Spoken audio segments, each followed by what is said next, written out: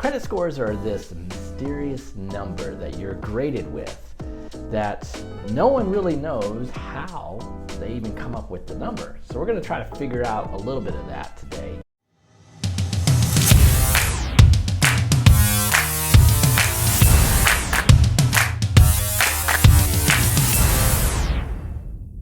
Credit scores are pretty confusing, and I'll tell you, the credit bureaus, they're making a lot of money on those scores. Everybody wants to know what their score is and how can I improve it and what's the mystery around it. And I'll tell you, it's extremely important when it comes to a mortgage. So let's unpack this. So everybody gets real obsessed with where their score is at, and so you get these little apps and you push the button and you see, oh, there's my score, here's what it is, or oh, there's my score and here's what it is.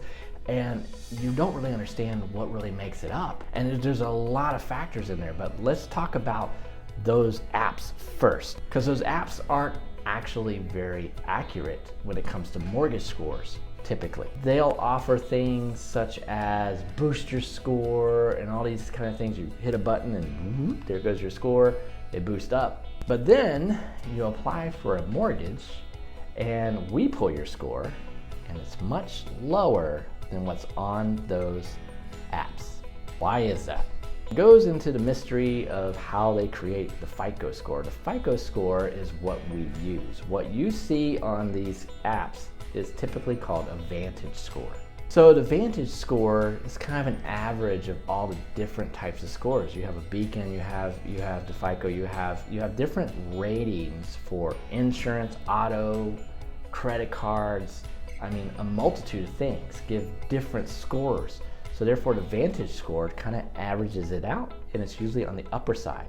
So when we pull the score, naturally, most of the time it's lower than what you found on your app. Okay, Joe, well then how do I even know where I really stand? Well, there's one place you can go. It's called My FICO, and it's pretty close to what we actually pull because it's pulling in at least 2 actual FICO scores.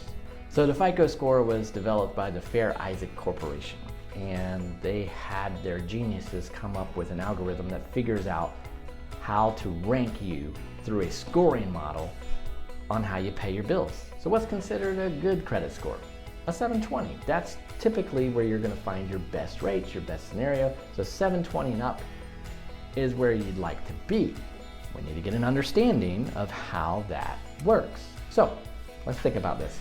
It's going to look at how long you've had credit, how well you pay the credit, and what your balances are on your credit. So if you really are maxed out, it's looking at these things. So let's back into it.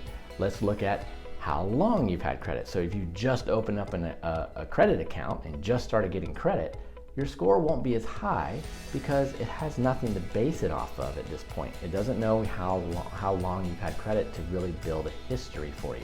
The second piece is how well you're paying it. So now you've had it for a while, let's say, and you've always paid on time. So your score is going to be a little higher. But let's say you've been paying on time for a good length of time, but still have high credit balances. What I mean by that is you have a $10,000 card and a $9,000 balance, and you've been paying the minimum payment on that.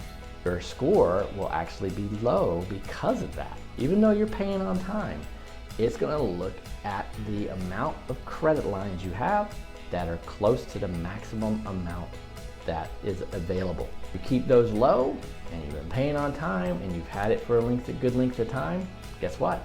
Your score will reflect it with a good ranking. Hope that helps on managing your credit, getting an idea of where you need to be, and I'll see you in my next video.